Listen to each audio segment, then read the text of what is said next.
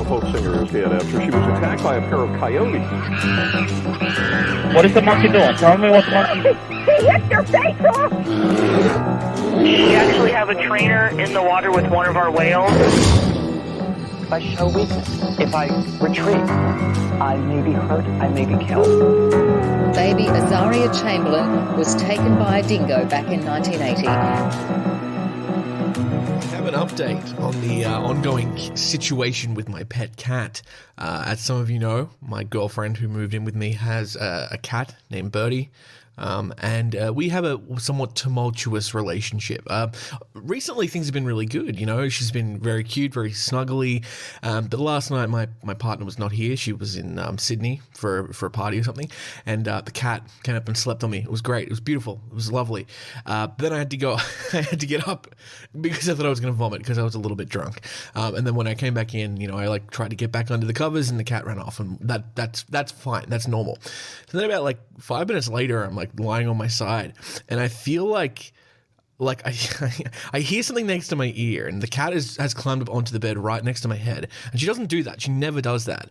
And then so I kind of really slowly roll over, and it was like a horror movie. It just hissed. I just see this gaping, hissing mouth, and she fucking baps me with her little claws on the face and on the arm. So I kind of made an ow noise, a really embarrassing howl at 3 a.m. and I hope the neighbors didn't hear me.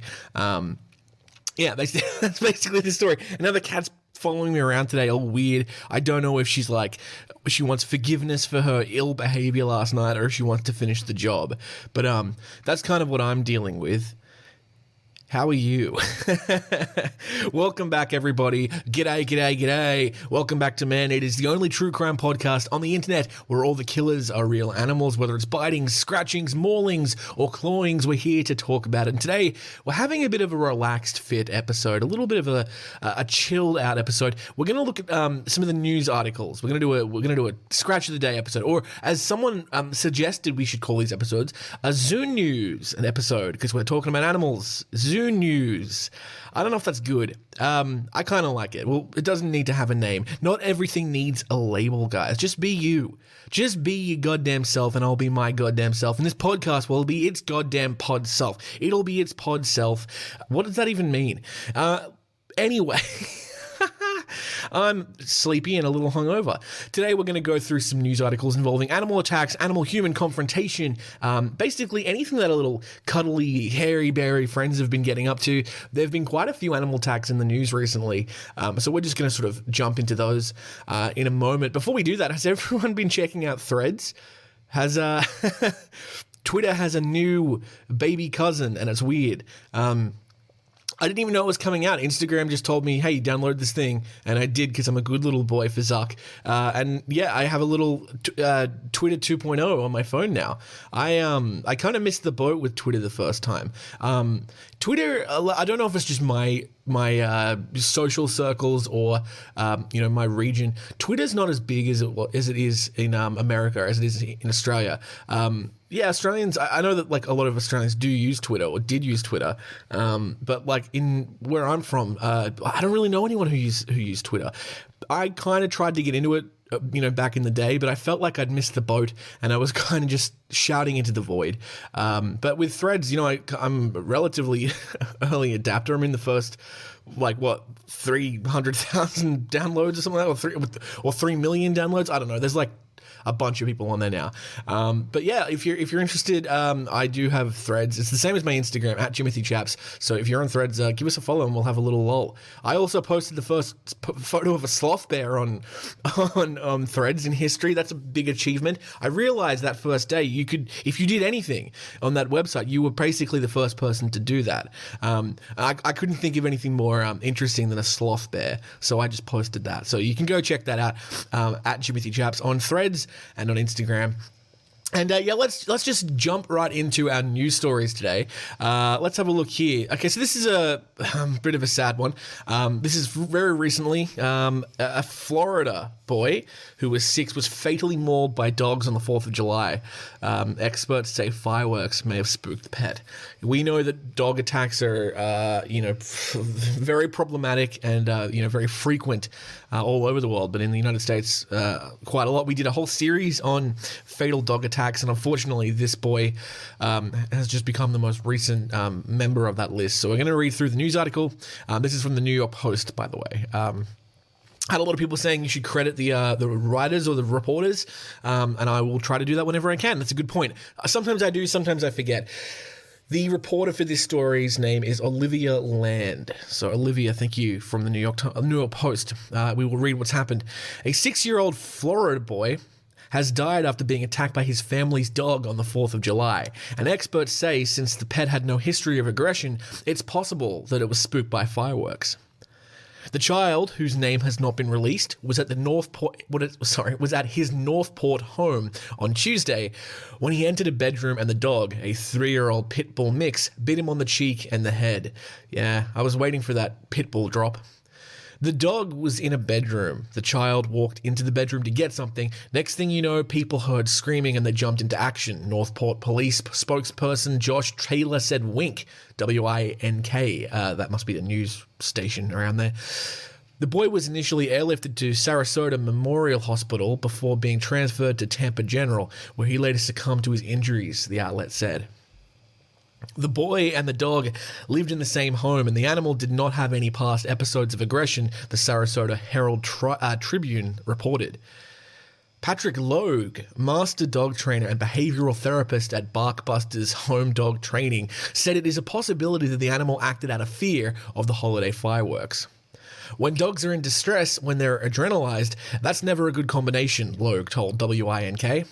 When you add kids into the mix, kids bring their own stress, as any parent will tell you, and their own sense of chaos. And it is a bad situation, especially when kids are unsupervised with dogs. Police say they haven't been able to confirm the dog was spooked by fireworks. But Michael Grolu of the Suncoast Humane Society also agreed the dog may have been in distress. Things are happening in the environment that are stressing the dog out, and the dog can't tell you or show you what's wrong, so the dog is going to use its mouth, and that's the apex of the situation where something bad is going to happen. Grolu told Click Orlando. The dog involved has been taken into custody by Sarasota County Animal Services. Okay, so fairly typical dog attack story, which we have covered these a lot in the past. Nothing really stands out. Police, they're unable to confirm that fireworks were the cause, and I think. Yeah, I mean, it's super possible that it's the cause. I think any loud noises that are not, that are foreign to the dog will exacerbate a situation. But unfortunately, it says because there was no history of aggression from the dog, that it must have been something out of nowhere, like the fireworks. Unfortunately, that's just not what the data seems to kind of suggest. There are so many stories of these dogs, particularly pit bulls and pit bull mixes, that show no history of aggression, and then out of nowhere something snaps in them and they attack. There's so many stories of that, and it usually happens on children or older people. So I don't buy that just because there's no history of aggression that it has to be something like the fireworks. I have a feeling that adding the fireworks on makes it kind of like a 4th of July news story, and that's probably why they're talking about it like this. But unfortunately, no, I don't know if that's the cause. Unfortunately, these dogs are just they're just dangerous. I know there are pit bull advocates out there who have these dogs and say, I've never had an issue. It's the sweetest animal in the world, and I believe them. All right, I do believe them, that individual dog. But it happens so frequently that you have to really think: is it worth it? Is it worth the risk? Especially if you have a 3-year-old in your house. It's just very sad. It's a really sad day. 4th of July, I know you Americans love that. It's a day to celebrate, have some hot dogs, and I don't know what else you do. Do you what do you do? You raid the Capitol building? What do you guys do on July? Well, it's January 6th, I'm thinking. Sorry. I love teasing you Americans, but you're all very lovely people. most of you are very lovely people. I'd say, yeah, you know what? I'm going to double down on that. Most of you are very good people. I was about to say something like cocky, like, well, half of you are really good. No, you know what? I reckon most of you are really good, and there's just a few bad eggs. And unfortunately, I think that's kind of what it's like with the Pitbulls too. Most of them probably are very nice, but there's a few bad eggs, and they, unfortunately, I don't think they make it worth the risk. In Australia, in a lot of places, including Australia, or at least the state that I live in, New South Wales, you can't own a Pitbull. It's illegal to have. It's an illegal dog species. You're not supposed to have them for this reason. So that's obviously very sad, and obviously our thoughts are with the family of that small boy who died in Florida. Okay, let's move on to our next story. This is we're moving from Florida up the coast into Canada. Actually, the other coast. We're going to the what's that? The west coast, nearly of Canada. A bear attack in British Columbia hospitalizes a 21-year-old tree planter. CNN reports this. Dave Alsop from CNN has published this on July 8th of 2023, so quite recently. They've provided a very good map at the beginning of this article, which shows, the approximate location of the bear attack. I don't know Canadian geography very well. It's in British Columbia. It looks like it's equidistant between like Edmonton and where is it, like Kitmat, like right in the middle of those, just a little bit north. Prince George seems to be like a close town. I don't know any of these places. I'll zoom in a little bit. Oh yeah, it looks like it's at the Tumbler Ridge. Well, I mean, look, we'll read the article and I'm sure it'll tell us. So CNN reports a 21-year-old tree planter is recovering after a bear attack in northern British Columbia on Thursday, according to the province's Conservation Officer Service. The woman was seriously injured and remains hospitalized in a stable condition, the service said in a social media post. At this time, conservation officers do not have conclusive physical evidence, but believe the attack involved a grizzly bear, the post states. The incident occurred near Tumbler Ridge, southwest of Bear Hole Lake Provincial Park in the northeast portion of the province. The woman was planting trees around 3 p.m. local time when she was confronted by a bear, according to the service. The bear first bluff charged the victim and retreated to a nearby roadway where the bear attacked, the post states. The bear eventually disengaged and ran off. A coworker came to her aid and called for help. Conservation officers believe the risk to public safety in the area is still low and not undertaking any trapping efforts, the service said, in part because of the defensive nature of the attack and the remote proximity of the location. Precautions against bear attacks, such as carrying bear spray and traveling in groups, is encouraged, the service says. There you go. Okay, well, it's not as fatal an ending as our previous story. I hope this woman's okay. I don't think they gave her name, did they? She was just a tree planter. Well, I hope she recovers well. I'm interested. Bluff charge. I've heard of that before. Is that when the bear kind of like, it'll like run at you, but it's not going to actually attack you. It kind of stops if you don't move. Let's have a Google. Bluff charge. Let's have a look here. Okay. North American Bear Center. That looks like a good source. How dangerous are bluff charges? I know in Red Dead Redemption 2, if you've played that game, I recently discovered that like if you get charged by a grizzly and you just stand there, if you don't touch the controller, if you just stand your ground, it'll like it'll I think it's a bluff charge. I think it just like stops charging at you, which is very, very cool. So I'm just reading this article. How dangerous are bluff charges? Stories of bears rushing at people are rare, but they do happen. These are bears that make the news. They are usually aggressive bears that create stories of narrow escapes. The stories typically involve a mother with cubs in someone's yard, for birdseed or garbage, putting her ears behind her back and rushing at someone who barely makes it into the back door. No one is hurt, but it creates fear. Let's watch a little video of a bluff charge. Let's see if this works. Okay. Oh, a beautiful summer of 1987. Old 812 is 3 years old. She's lean and hungry, trying to make milk for her cubs. I'm reading the subtitles of the video. Oh, they're so cute. Look at the little cubs. Little bears. It's a black bear, by the way. She knows there is food here. The black bear is looking around. Oh, her ears are out. Ooh, they've got big ears. They're very cute. She's nervous about people, but she doesn't want to leave. Can I just skip forward to this bluff charge, please? Why am I hearing this bear's day-to-day schedule? Oh my god. Oh, okay. Okay, it's, she bluff charges many, so she runs up and she stops. Yeah, that's what I thought it was. Yeah, she basically just charges at you and then doesn't follow through. Okay, well, that's interesting. So, yeah, it sounds like it's a defensive maneuver, which means that this was, unfortunately, like a defensive attack on the 21-year-old in Canada. Yeah, hope she's well. I know we have some Canadian listeners, potentially in British Columbia as well. So if you're in that region, let me know if you heard the news of this attack, and if you have any extra information. The CNN report is sparse with detail. Okay, yeah, we'll move on. I've always, just before we move on, I love North American place names. They're much better than Australian place names. Australian place names, you either have like an indigenous name, which I like, or like it's named after some stuffy old like white dude who came here on a boat.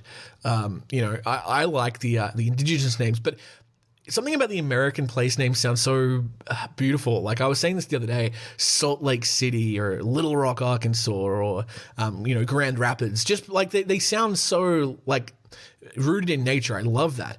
And what makes me think about, Tumbler Ridge, and what was it called? There was one in here, Bear Hole Lake. I love that. I just love it. Bear Hole Lake. It does make me kind of think of a bear's cloaca a little bit, but hey. Oh, wow, there's a place called Dawson's Creek above Tumbler Ridge. I'm sorry, now I'm just like, this is just a podcast now where I look at maps, apparently. Yeah. I wonder if any of our listeners live in Dawson Creek. I'm looking at it on a map right now. It looks like a very small town. If you live in Dawson Creek on the Spirit River Highway, send me a message and I'll give you some free stuff. Okay. All right. Let's move on. This is another interesting story here. Live Science reports this one. This is about a man who was attacked by a shark. He thought he was dead, and then dolphin saved his life. Interesting story. Let's see if this is a Disney story waiting to be adapted. Headline reads, "I knew it was circling me. Man attacked by shark, was waiting to die, and then the dolphin saved his life." Nat Geo Shark Fest episode focuses on stories of whales and dolphins saving people from sharks, but are they really trying to protect us? The article is written by Hannah Osborne. Yes, on livescience.com. Check them out. Martin Richardson was swimming in the Red Sea in Egypt when he was attacked by a mako shark. He was bitten approximately 5 times and was waiting to die when something unusual happened. There was no reason for the shark to stop, he said, in a Save from a Shark, a new show from National Geographic. "I had lost approximately 5 pints, 2.8 litres, of blood. You only have 4.5 to 5 litres in your body. That's a lot. Wow, that's half his blood. I was waiting for a feeding frenzy. I knew it was circling me. I turned away and looked at the mountains. I'd given up. At this moment, a group of dolphins appeared just behind Richardson and the attack stopped. He was then pulled onto a boat that had been racing to get to him before the sharks did, and he was rushed to hospital where he needed more than 300 stitches. I firmly believed those dolphins saved my life," he said. So the question is, do whales and dolphins actually protect humans from sharks? Saved from a Shark, part of Nat Geo's Shark Fest, looks closely at 4 cases where people were seemingly protected from the predators in the water. Being saved by another animal is certainly a very romantic notion, Todd Hurd, a marine biologist and shark conservationist, said in the program, but it's not so clear that that's what's actually happening in most cases. I thought so. Dolphins are jerks. I've always said that. Mike Hatehouse, professor, it's like a German name, Hatehouse, professor in the Department of Biological Services at the Florida International University, said it's unlikely dolphins were intentionally saving Richardson's life. The dolphins see a big cloud of blood. They know a shark is in the area, and if they had young, they'd want to scare the shark away from the young. They may not have been trying to save Martin, he said in the show. Another case explored in the film, Nan Hauser, director of the Cook Islands whale research, revisited the moment in 2017 when a humpback whale was diving saved her from a huge tiger shark that was stalking her. In footage shot in the encounter, Hauser is approached by the whale, pushed and then lifted onto its snout. Wow. That's beautiful. The whale is looking at me and I know he's got something to tell me, she said in the program. I do not understand it. He wants me to understand. I look down into the blue and then I see the tiger shark right below me. Yeah, these people really they're very romantic about animals, but I don't know. I know, and the whale knows, this is a serious situation and I want to get out of the water. All of a sudden, I was swooped up by the whale. Now he's got me right in the front of his face. The footage captured shows the whale engaging in behavior similar to what it would do to protect a calf, Hidehouse said. However, Hidehouse said the most unusual case of this was when a group of lifeguards swimming off the coast of New Zealand were encircled by a group of dolphins. Unbeknownst to the group, a great white shark was stalking them. Let's do a Kiwi accent. I'm used to having dolphins swimming alongside me, but this was totally different. Such a bad New Zealand accent. I can do one. There's just no words in that sentence that do it. The lock-in phrase for New Zealand is, I'll put the fish and chips on the disc. There's nothing in there. I'm used to having dolphins swimming alongside me. That's the same as an Australian accent there. I got saved by one of these angry fish. An angry fish was trying to eat my bum, and so a dolphin saved me. So bad. Last episode, I got told from one of our Floridian listeners to not attempt a fucking Florida accent ever again, and I'm sure we're going to get a Kiwi. Very angry at what I've just done. Whatever. Go thick yourself. You duckhead. Rob Howes, one of the lifeguards in the water, said in the program, one of the larger male dolphins charged towards him, and then he realized it was targeting the approaching shark. Everything built to a bug crescendo. There we go, that's better. Then everything went calm. The shark disappeared very quickly. It was very bizarre. Hidehouse said in most cases, whales and dolphins are probably not protecting humans for altruistic reasons. More likely they are trying to protect themselves or their young. But with the lifeguards in New Zealand, this is the one case where it really seemed like the dolphins were protecting people, he told Live Science in an email. Saved from a Shark premieres on Disney+, Hulu, and National Geographic on July 2nd. Check it out on Sharkfest 2023 guide if you want to catch up on all the shark-centric shows dropping in July. There you go. What an interesting article, and what a great opportunity for me to butcher a Kiwi accent. Don't do the accent again, duckhead. I'll fucking kill you. Bro. Oh, I have fun. Yeah, interesting.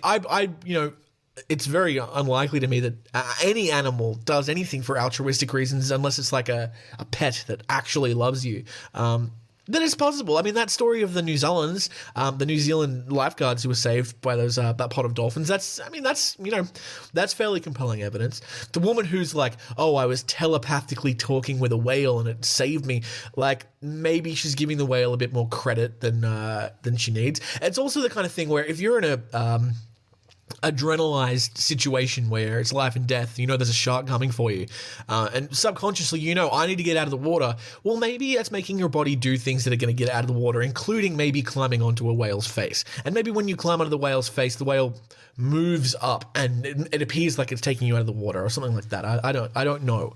But let's move on. This story is a little bit less recent than some of the others. This is from 2022, but I don't think I've covered it on the show before, and it's a very classic man-eater story. A tiger that killed at least 9 people, known as the Eater of Champaran, was shot dead in India. This is from ABC News, written by Andrew Thorpe, which was posted, October 10th, 2022, so a while ago, but it's worth reading as well, because, big cat attacks, that's our bread and butter, baby. Okay, let's read this article. A tiger that had become known as the Eater of Champaran after killing at least 9 residents of an Indian village this year has been shot dead in a police operation involving more than 200 people. It happened on Saturday, just a day after the National Tiger Conservation Authority granted police permission to take lethal action following an increase in fatal attacks last week. The tiger, a 3-year-old male Bengal, officially known as T104, had been living in a forest in a sugarcane field near a village in the West Champaran, a district in the northeastern state of Bihar. Its first confirmed attack on a human took place in May, but it had recently begun to attack the village more frequently, with local media reporting it had dragged a 12-year-old girl from her bed on Wednesday night. It also killed a 35-year-old widow and her young son on Saturday morning. The official hunt for the tiger began several weeks ago, with attempts to tranquilize it proving unsuccessful, and police being criticized by villagers for failing to keep them safe. However, Saturday's operation was a larger and more coordinated, involving 8 shooters, about 200 Forest Service officials, and locals keen to help. 2 teams of police, some riding on elephants, entered the forest to flush the tiger out into an ambush before he was shot dead about 3:15 p.m. local time. Back in the olden days, we would call that a bush beat. Remember we talked about that with the Champawat tiger? They'd do a beat, they'd go through the bush and flush it out. Valmiki Tiger Reserve Director Neshamani K told the Hindustan Times an autopsy would be conducted on the tiger and its remains would be sent to a wildlife research institute for forensic testing. Before knowing anything else about this, I'm going to just make a guess that this tiger has some kind of injury to its teeth or claws that prevent it from attacking its regular prey, and I'm going to go out on a limb and say that potentially that injury was caused by humans hunting or deforesting, because that happens quite a lot. Nearly 225 people were killed in tiger attacks between 2014 and 2019 in India, according to government figures, which is low when you consider like what it historically has been. Obviously, Champawat 436 kills over a few years just by one tiger, and then you've obviously got stuff like the leopard of Rudraprayag and all these other big cats in India. So that's obviously down, but it's obviously also not great. 225 people, it's a lot. Conservationists blame the rapid expansion of human settlements around forests and key wildlife corridors for the increase in human-animal conflict. India is home to around 70% of the world's tigers, and the tiger population was estimated to be 2,967 in 2018. There you go. That's a very modern man-eater story right there. It's, one day we're going to look back at this and he'll probably make the list. 9 people. That's enough to put you on the, the top, what do you call it? The leadership board of the man-eating animal, serial killer animal list. Interesting story. That was a while ago, but I think it is worth, mentioning. It's really interesting. Can you imagine if you're this tiger and you're like, what's the worst that can happen? I'll just take this little girl, yum, yum, yum, yum, yum. And then the next thing you know, you got 200 dudes on fucking elephants just like coming through your house trying to flush you out. It's unfortunate. Like I said, I would bet money that there is some injury that's caused this animal that makes it like habituated to eat and kill humans. It's not normal behavior. They don't normally go for humans. But yeah, unfortunately in this case it did, and it ended up dead. So yeah, it's very sad. Look, we're going to take a little break now, guys. We'll come back after the break with some more news articles. Go to the toilet, have a wee, have a glass of Chardonnay, and we'll be back in just a moment. Maybe we'll have some ads. If you hear an ad, buy it, do it. Be a capitalist. Come on, baby, you can do it. Okay, break time.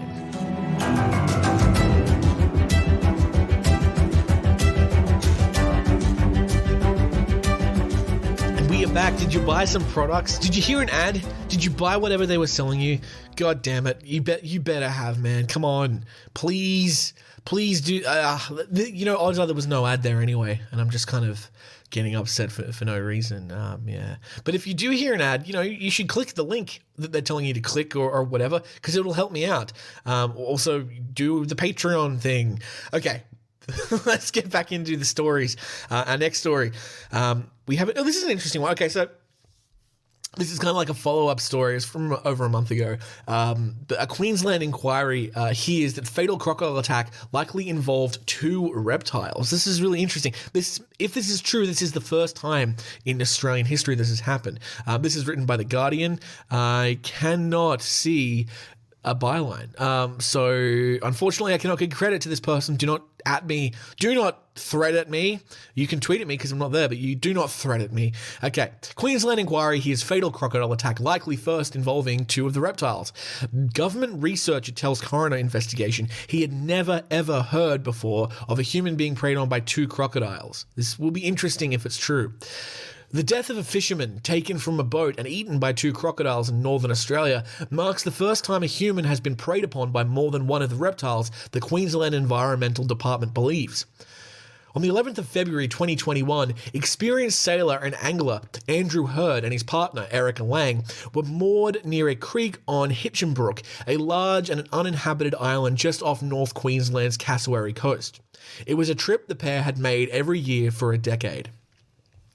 A coroner's investigation into Hurd's death heard that the couple lunched aboard their yacht before he set out on his fiberglass dinghy for a nearby creek at about 3 p.m. to fish for barramundi, the prized sport fish for the tropical north, whose natural habitat is roughly synonymous with the saltwater crocodile.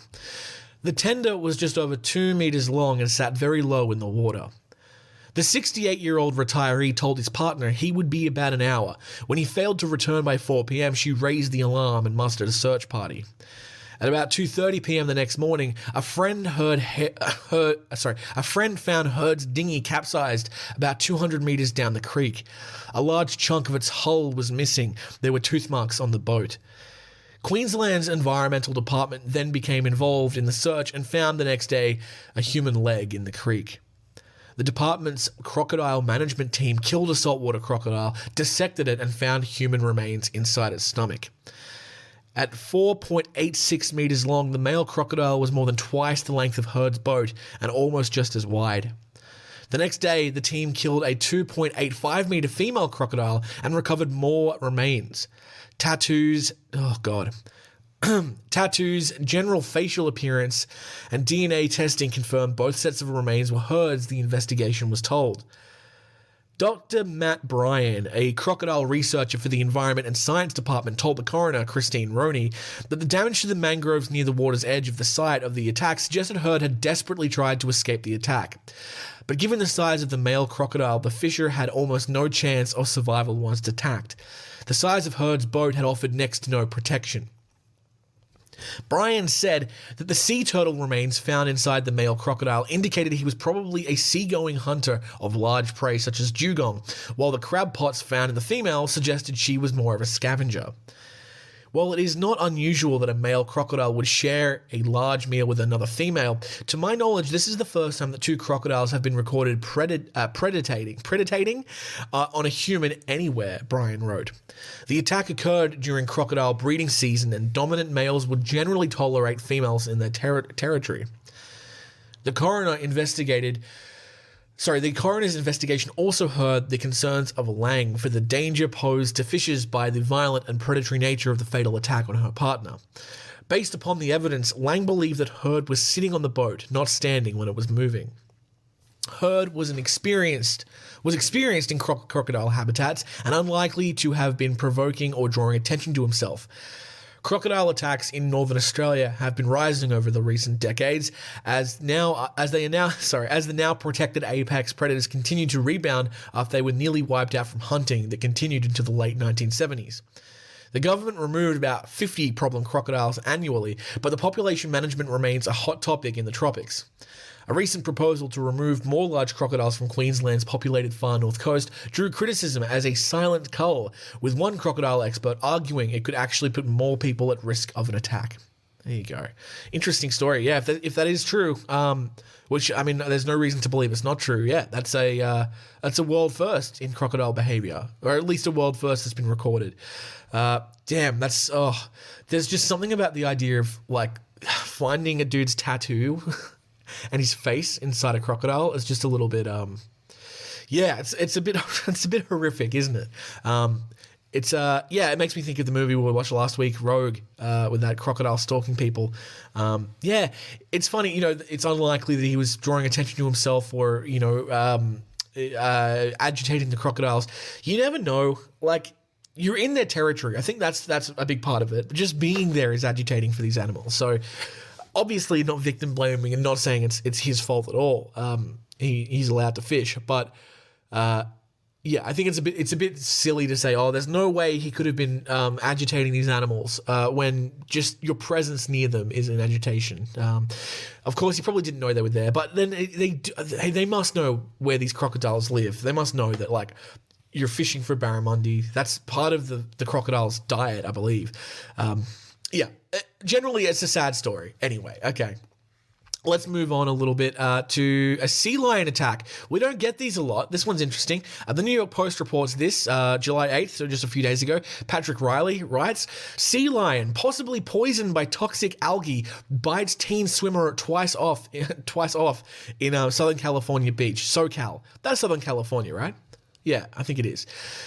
A 14-year-old boy was bitten twice by a sea lion that may have been sickened by a local toxic algae bloom while he was swimming in Del Mar, California on July 4th. Dane Blair was spending the holiday at the beach with his family on Tuesday when the sea lion, about 30 feet away, made eye contact with him. and quickly dipped below the surface, the teenager told NBC San Diego. That's crazy. Okay. Next thing I know, it takes a big bite out of here on my leg, Blair told the outlet, pointing to his right knee. But the marine mammal wasn't done. It then took a chomp at his behind. It definitely hurt my butt because it took a big bite, said Blair, who will start high school this fall. He tried to flee to shore, but the sea lion refused to let go of his rear end, he said. Oh man, he got bit on the ass. That's hard. Once he reached the sand, he was able to finally wrestle himself loose and run towards his family, he said. Blair's father, Brian, took photos of the wound. The sea lion's teeth broke through Blair's bathing suit and skin, causing bleeding, but the team did not require stitches. After the attack, the sea lion remained in the surfs as the waves slapped against him. I just like this sea lion taunting him. Lifeguards, noticing something was off with the animal, phoned SeaWorld, who captured the animal and are trying to nurse it back to health. It looked really tired. Its eyes were closed and its mouth was twitching, Blair said. His father noted it clearly wasn't doing too well.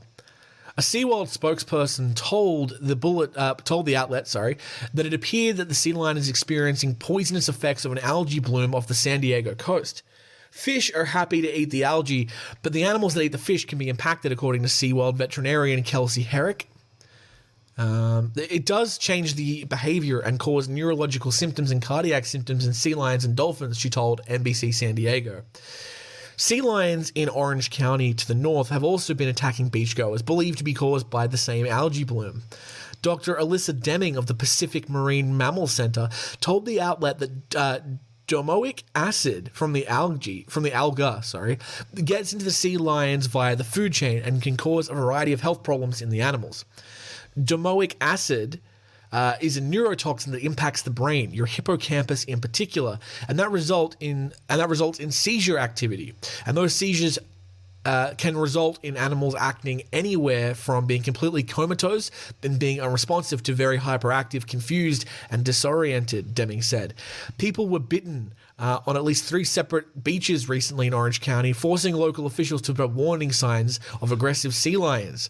There you go. That is not a story we hear every day. Algae blooms. Everything tries to kill us, man. Even the algae is fucking trying to get us dead.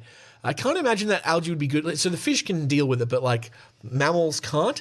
So if a dude ate the fish, what would happen? Would he die?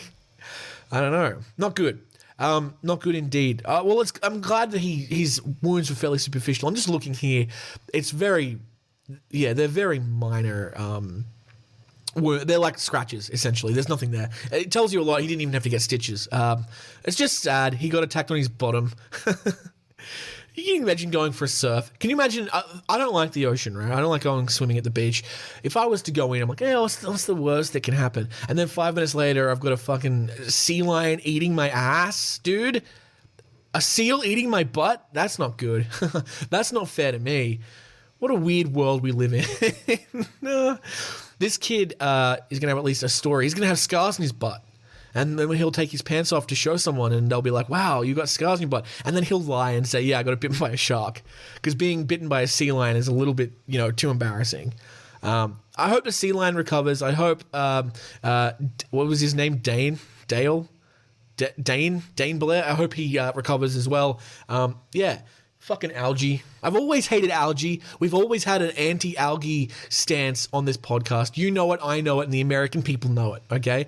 We've got 2 more stories left. These are zoo-related stories. One's very fun and cute. The other one's not. See if you can guess which is which. Let's start with this headline. Zoo monkey eats her baby's corpse after carrying it around for days. Do you think that's going to be the cute one or the sad one? Lock in your answers now. It's the sad one. Oh, no. Live Science reports. Henry Baker published this 5 days ago. Oh, no. The photos are... Oh, God. I shouldn't even be joking. This looks so sad. The mother repeatedly tried to catch the dead infant's gaze before throwing the corpse around her enclosure and eventually devouring it. My God. Okay. Oh... A monkey from a zoo in Europe, of course it's Europe, was recently seen carrying around her baby's corpse for several days after it died. She then devoured her own child. Oh. The mother's unusual actions may improve her chances of having another child in the future, experts say. In August of 2020, the female drill, Mandrillus leophenius, why do I read the Latin name? I'm not going to get it right. It was named Kumasi, gave birth to a son at the Dvar Kralove Safari Park in the Czech Republic. But 8 days later, the infant died. The cause of death was never determined, but the infant was not deemed to be in poor health when it was born. Kumasi carried her child's corpse around her enclosure for almost 2 days and prevented keepers from removing the body, potentially in denial that her offspring had died. Just do a really quick pause there. I've seen, there was another video on TikTok, this reminds me of, there was like a chimp, and she thought the baby was dead, and she was just kind of like sitting there poking at it and nursing it a little bit. She thought it had died, but it wasn't dead. It came back to life, I guess, and the second that she realized it was alive, she like picked it up and cuddled it, and it was really cute. Which is like the opposite of this story, because this one was dead and she ate it. Okay. Potentially in denial that the offspring had died. But towards the end of the second day, things turned ugly as Kumasi began eating her dead baby. She had ingested most of the remains before the body was eventually removed. No other monkey in the enclosure ate any of the remains. Well, that's good. Researchers who were studying the drill troop recorded the entire ordeal. The team described the grim event in a new study published on June 27th in the journal Primates. The paper includes video of Kumasi carrying around and eating her child. Warning, some people may find these clips distressing. Well, we're going to have to watch them. It is not clear exactly how many times infant cannibalism has been documented, but it is very rare, said study co-author Elisabetta Algae, a primate biologist at the University of Pisa in Italy. I know that word. In scientific literature, you can only find anecdotal reports, she said to Live Science. This makes the recent incident of the infant cannibalism one of the most well-studied cases to date, she added. The video starts auto-playing. Why would you do that? Oh, yeah, she's just fucking hurling this monkey around. Yeah, it's so sad. Nature is brutal. God damn it. Imagine taking a little kid to the zoo. We're going to see the monkeys. Yay. Oh, no. God damn it. In the days after the infant died, Kumasi kept her infant close to her as many other members of the troop came to inspect the child's lifeless body. The mother may have been grieving for her child, but the researchers suspect that she may actually have been unsure or unwilling to accept that she was dead. He was dead. Kumasi continually put her face in front of the corpse's eye line as if trying to engage her baby's gaze. Monkeys and apes often inspect the face of their dead babies like this, possibly to perceive the eye movements, Pelagi said. But when the mothers do not receive any feedback from the baby, it probably means something has gone wrong. As time went on and she got no response, Kumasi grew restless and began dragging and throwing the corpse around the enclosure. What followed next, from a human point of view, was a horrific act, but the researchers believe Kumasi had good reason to devour her dead son. Okay, let's hear this reasoning. Imagine saying this in court. Your Honor, from a human perspective, this seems really bad, but I actually had a good reason for killing and eating my son. The quote says, if we consider the incredible reproductive energy investment of primate mothers, cannibalism can be considered to be an adaptive evolutionary trait that helps the mother to recover from energy after gestation. This could be to increase her chances of reproductive success in the future, she added. Right, so it's like she's gaining the energy back by eating it. Interesting. The fact that the mother did not share the carcass with any other members of the group support the hypothesis of the nutritional benefit of cannibalism, Pelagi said, because the others were not in need of the additional nutrients. Speak for yourself. I'm hungry, said another monkey. Just kidding. This is not the first time infant cannibalism has been explained as a way to increase reproductive success. In 2019, researchers observed a population of white-faced capuchin monkeys in a national park in Costa Rica witnessed a female eating the remains of an infant that had died after falling from a tree. The female was not the infant's mother, but she did give birth 2 weeks later, suggesting she had only turned to cannibalism to gain extra nutrients for her own offspring. Your Honor, I only ate the small child to help my two childs. The researchers of the recent study believe the baby drill's age could also have played a role in it being eaten. The younger the baby, the less likely the mother-infant attachment has to be significantly strong to prevent maternal cannibalism on the dead infant. But the researchers do not believe the monkey's captivity played a role in the death of the infant or the cannibalization of the mother, as the zoo takes efforts to make the monkeys' lives engaging, researchers said. Yeah, I might make a suggestion, maybe throw a couple toys in there, because one of the monkeys is playing with its dead baby. This effort extends to other primates in the safari park. For instance, in 2021, keepers set up a large screen in the chimpanzee enclosure to enable the apes to FaceTime with other chimps living in another Czech zoo. That's so fun. The virtual meeting was set up to help replace social interactions with visitors that have been kept away by the COVID-19 pandemic and proved very popular with the chimps. Oh, that's fun. That had a fun ending. Did you know that chimpanzees like to Zoom? I bet they don't. We don't even like to Zoom. That's crazy. Can you imagine the chimpanzees like, oh, good, we don't have to deal with those fucking people staring at us and throwing shit at us and yelling and clapping and cheering when we eat our own shit. They're out of here. They've got some kind of disease. And then they make you fucking face call your weird cousins and have a Zoom hangout and play the Wordle. God damn. Interesting stuff. Obviously very sad. That poor monkey. Oh, I feel bad for the mum. Yeah. All right, we have got one story left, gang rang. This one's a cute one. We've had a lot of death and destruction today. Let's talk about something cute. San Diego Zoo has had its first baby red panda since 2006. Oh, yay. I hope it doesn't eat anyone. Okay, no, this is supposed to be just a cute... Wait, what? There's no article? Are you fucking joking? It's just a video. Oh, man. Courier Mail. Come on. Fucking Queensland. Let me see if I can find an actual article on this. I opened it up thinking that there was an article there. But no, it was just a goddamn... That's so embarrassing. Let's see. Let's see if the Courier Mail... is that who we were just talking about? Yeah, that's the Courier Mail. The Chronicle. Let's see if they have an article on this. All right. Is this just going to be another video? God damn it.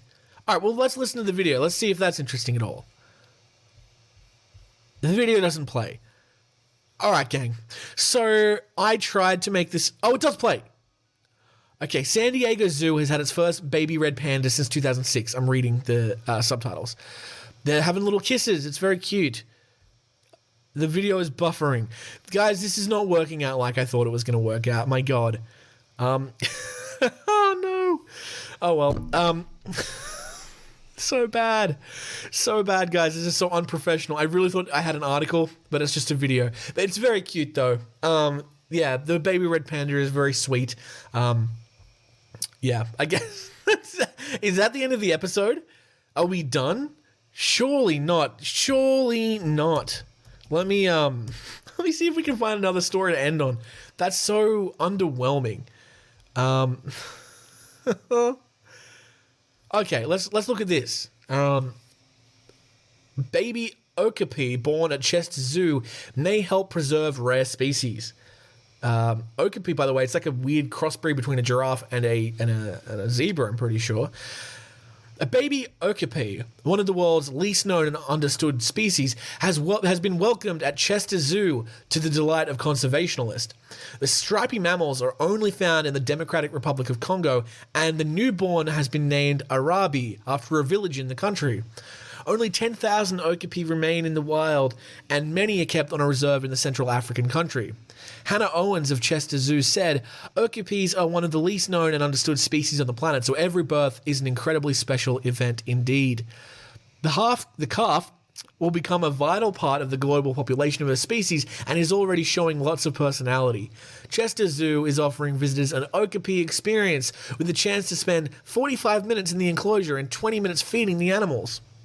Miss Owens added that the Arabi had been bonding with her mother, Katusha, and that the calf is now 6 weeks old. Mum has been doing a fantastic job of feeding and nurturing her calf every day, and now she has a little bit more confidence, Arabi decided it was time to explore the outside world. It didn't take long before she was confidently stretching her legs in the sunshine. So, what are Okapi? I was going to start looking this up anyway, but the article has done a great job by putting that in. Known as the giraffes of the forest, Okapi have the very long necks, but their coloring is more like that of a zebra. Male Okapis have furry horns called ossicones, which are like that of the giraffe. They eat more than 100 types of plants, including leaf, barks, and fruit. Okapi are shy creatures and eluded official internationally recognized discovery until 1901, with their stripes helping camouflage them in trees. They are, however, endangered, with commercial logging, open cast mining, agriculture, and human settlement threatening their habitat and population. They can also be hunted for meat. Well, I mean, that can be any animal. They can also be hunted for meat. That's every animal could also be hunted for meat. Conservationists in British zoos work with projects in the Democratic People's Republic of Congo to help the Okapi. The species is a national animal to the DRC, and it is featured on their banknotes. Now, before we leave, I was curious. This might be one of those like weird childhood things that I thought that has just been wrong forever. I thought that the Okapi was actually like a offspring of a giraffe and a zebra. But now that I think about that, is that even possible? Is that even possible? It doesn't say anything about them being like that. There are some animals, like a hybrid, that's what's called, a hybrid. Let's see are the Okapi a hybrid? Someone's already asked that. Someone's had the same question as me. It is not a hybrid or cross between two animals, but a distinct species all on its own. Wow. I must have read when I was a kid that Okapi were giraffe and zebra hybrids, but they're not. Okay, now my question is, am I thinking of another angle? Do zebras and giraffes have babies? I'm probably the first person to ever ask this because I'm so fucking stupid. No.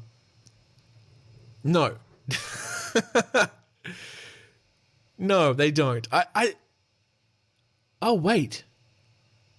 No. Come on.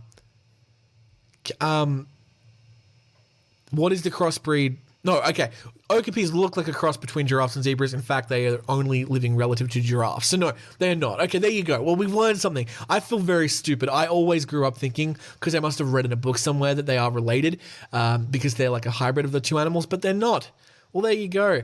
Guys, that'll be our episode today. Thank you so much for listening. Thank you for joining us for this nice little relaxed fit of just zoo news, we'll call it.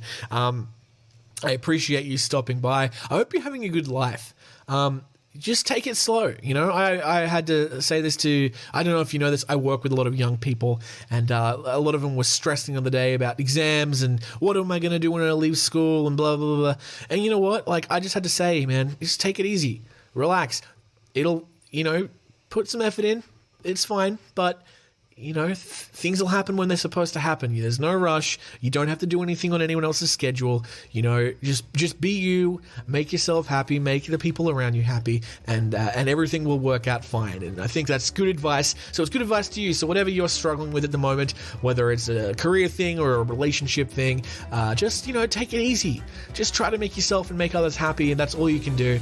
And things will work out the way that they're supposed to work out.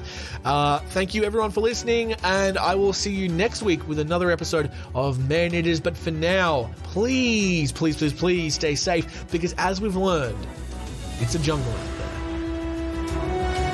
there.